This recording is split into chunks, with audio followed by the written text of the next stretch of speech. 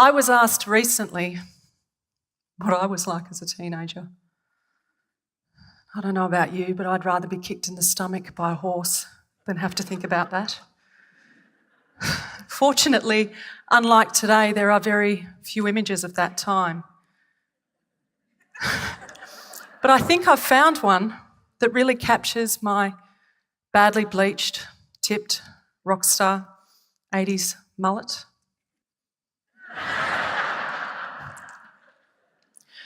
What's even better is that at one stage, my boyfriend Darren and I had matching spiral perm mullets.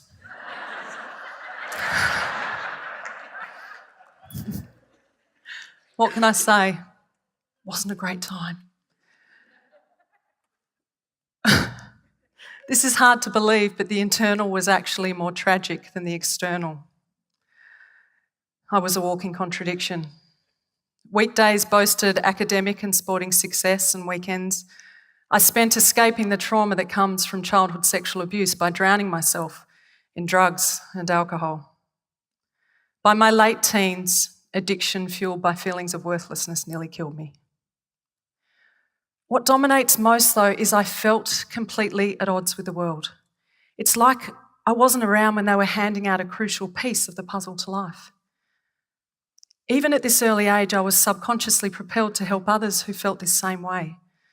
And I was so determined to solve the mystery of the missing piece of the puzzle. Don't ever underestimate the power of the subconscious in a high achiever. 30-odd foster kids later, a few adopted, one of my own, a degree in social science, and 20 years of professional practice in the youth sector, and I think I've finally cracked it. You see, the adventure of the mind, it's not outside us, it's within us. My journeys caused me to question everything I thought I knew and tip it on its head. Challenging preconceived ideas can be an endless and highly unpredictable undertaking. What I now know is what I'm about to share with you, and I didn't learn this from years at university. I learnt this from the many thousands of interactions with young people and adults, observing the way they chose to deal with pain, tragedy, and trauma. The missing piece of the puzzle came subtly, in parts over time. Much of it was found through the many years of fostering children. The greatest challenge was helping them to come to terms with their often harrowing life stories. I'd always talk to the boys when they were busy doing something, freeing them from the shame of having to make eye contact. And the girls would wait till all was still, often late at night, when the night mind would start to wreak havoc. These late nights and difficult conversations spent sifting and sorting through their experiences, it's not only the greatest challenge, but by far the biggest gift. I was in the youth space for 20 years. I've watched with keen interest the rise of the resilience movement. It's a hot topic. If Apple is the genius solution to the IT world, then resilience is being presented as the answer to the growing tide of discontent in our culture. As a public speaker now, I've been asked to talk on resilience many times, but I found myself stumbling over a flaw that I was yet to understand. The Oxford Dictionary's definition of resilience is the capacity to recover quickly from difficulty. Toughness, in inverted commas. As a child of the 70s and 80s, I was constantly told to toughen up, get over it, shit happens. And my all-time favourite, if I cried, the brutal words, "Don't be such a drama queen." So resilience is not a new age concept at all. We've just fancied up the rhetoric to describe an age-old toughen up in spite of mantra. I now know that resilience is not where it's at. It's not enough. The message is not landing, and we are setting the bar too low. And most importantly, we're missing a key ingredient that creates a crucial weakness in the teaching and concept of resilience. People don't rise to low expectations, so why are we teaching resilience? Because the fact is we are born resilient. We are born hardwired for struggle, and we are born to bounce back, but it's not enough. I've worked with hundreds of people struggling who did not lack resilience. I've lost loved ones and friends to suicide who did not lack resilience. If resilience was enough, then why is suicide the leading cause of death for our young people? It's not only our young people that are leading the charge in discontent. Our adult population is now the second highest consumers of antidepressants globally. And I don't think it's a lack of resilience that's setting individuals or our society at odds with the world. It's not that resilience is a flawed concept, it's just not enough. It's not what forms the backbone to overcome adversity or achieve success. When I first started my inquiry into the missing piece of the puzzle, I had to look beyond myself for an answer that I didn't even know existed.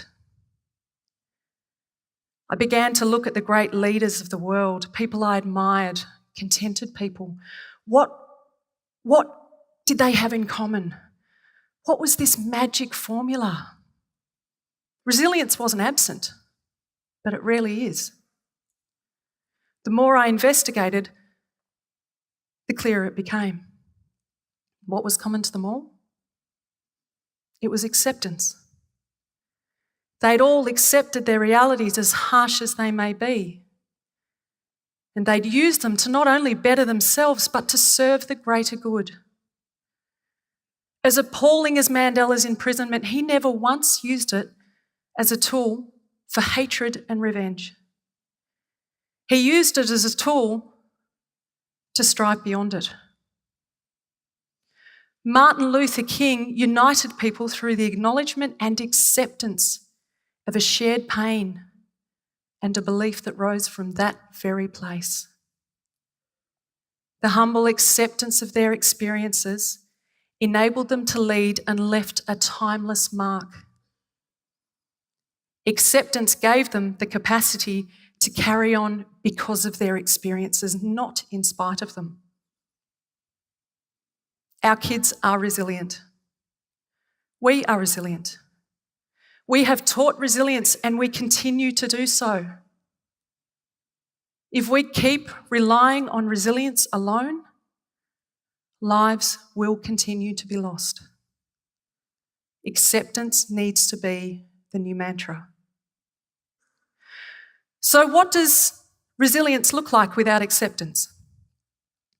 If you're on a ship and it's going down, your resilience will get you to the lifeboats. But if no one on that ship accepts that it's sinking, no one will deploy the lifeboats. Note the problem. Your resilience can only get you so far. When you're having a tantrum, whether it be internal or external, we always try and be internal, it doesn't always work. What are you feeling in that moment? If I was to suggest you were having a tantrum because you were lacking resilience, does that land? What if I was to say that your tantrum stemmed from a frustration around your inability to accept a situation, person, place, or thing? Does that feel more accurate? You see, it's the resilience that inspires that internal fight, but it's a lack of acceptance that motivates the meltdown. So what would our society look like if we taught acceptance as opposed to resilience? I personally think the supermarket checkout with a 3 and a 5-year-old would be a far more appealing experience. How many of you have been through the earth-shattering blow of a relationship breakdown, not a graceful moment in life, the hysterical, snot-ridden state that we are all reduced to? In the coming days, weeks and months of continued heartache, you can be sure of a few things. If a friend tells you to get over it, you're no longer friends. You'll make a valiant attempt at resilience and carrying on in spite of your pain, but in my experience, this involves a bottle, usually 2, of wine, and lasts until you sober up. And if you think heartache's bad, throw a hangover on top.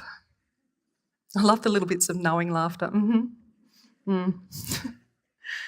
Eventually you'll hear the gentle words of a friend. Honey, you're going to have to accept that it's over. Why do they say this? Well, they're probably shagging your ex. But let's just give them the benefit of the doubt and assume that they actually have your best interests at heart. And they say this because we know that the moment we accept, we begin the slow journey forward. Acceptance is the fundamental driver of any forward movement. So acceptance was the missing piece of the puzzle. But why is it so hard for us to accept our realities? I'm going to risk being called a smartass at this point and say it's possibly because we're not taught. But there's another barrier to acceptance in our society, and what I now know about this barrier is not just what I've learnt through working with others. I know this from my own experience because for most of my life, I denied my experiences because they were not meant to happen to me. I came from a loving home. I went to a good school. We are all taught in this society that there are two different types of people, them and us. The things that happened to me were not meant to happen to people like me. They were meant to happen to those sorts of people, and you know the ones I'm talking about. The ones you're encouraged not to play with when you're young. The ones that go to those schools, wear those clothes, drive those cars, and will end up doing the jobs that I will never have to do. They'll deal with the issues that I'll never have to deal with. They even make reality TV shows and comedy skits about those people, and we laugh at the madness of their worlds. And we judge, and we continue to judge, and I do it too. But I challenge myself not to. And here's how. I'm going to ask you to stand. Don't panic, I'm standing, it's actually okay. I'm going to ask you to stand if you or anyone you know has experienced even one of the following mentioned. Drug or alcohol abuse, mental health issues, anxiety. Really? No one in this room knows anyone who's dealt with anxiety or depression? Oh, that's better. Job loss, divorce, separation, self-esteem issues. Wow, I think I can stop there. Have a good look around. Do a circle. Look around the room. Where are they? They're right here. They're us and we are them. There is no them and us. There is only us. Thank you.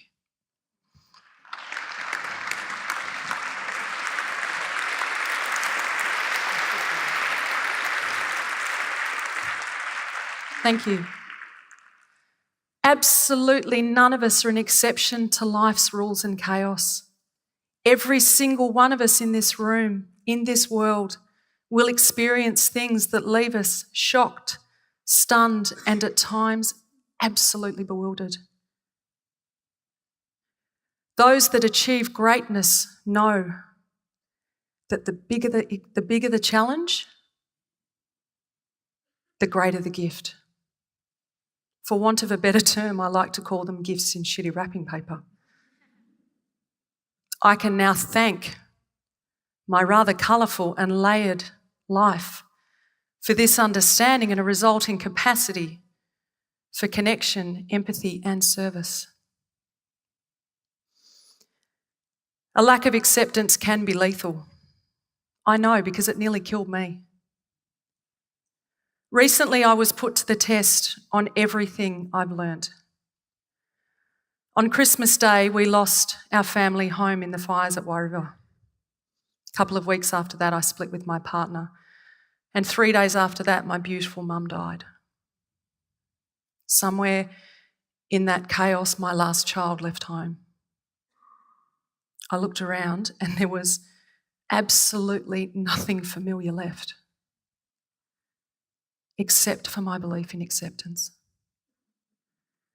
I still had that, and I prayed to God that it would be enough. Given that I find myself standing here several months later, I guess it was. Many years ago, I was working as a school counsellor, and I met a gorgeous girl called Indy. Ironically, she'd just lost both of her parents to cancer. Her grief was beyond measure. She was self-harming and suicidal, with nothing to keep her going. Naturally, I adopted her. And we began our journey. But her grief was unshakable, and I feared for her life daily. When Indy was 16, we were both made ambassadors for Adopt Change with Deborah Lee Finesse and Hugh Jackman. And we headed to Sydney to meet Hugh and Deb, who I knew were so excited to meet us.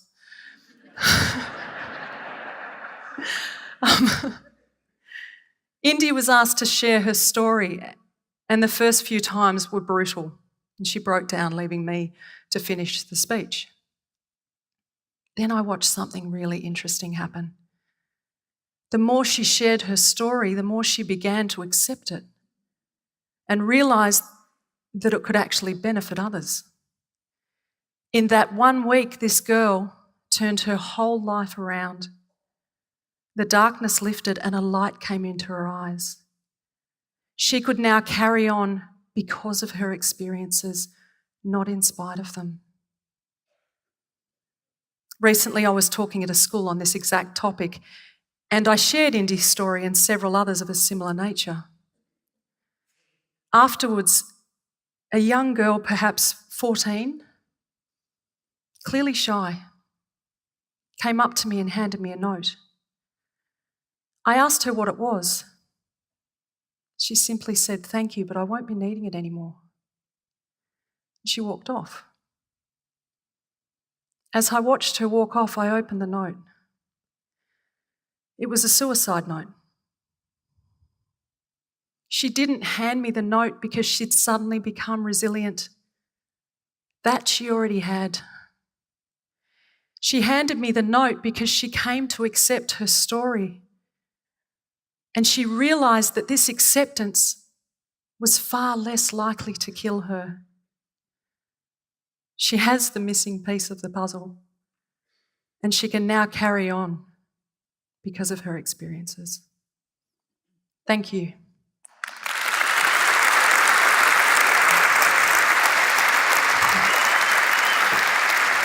Thank you.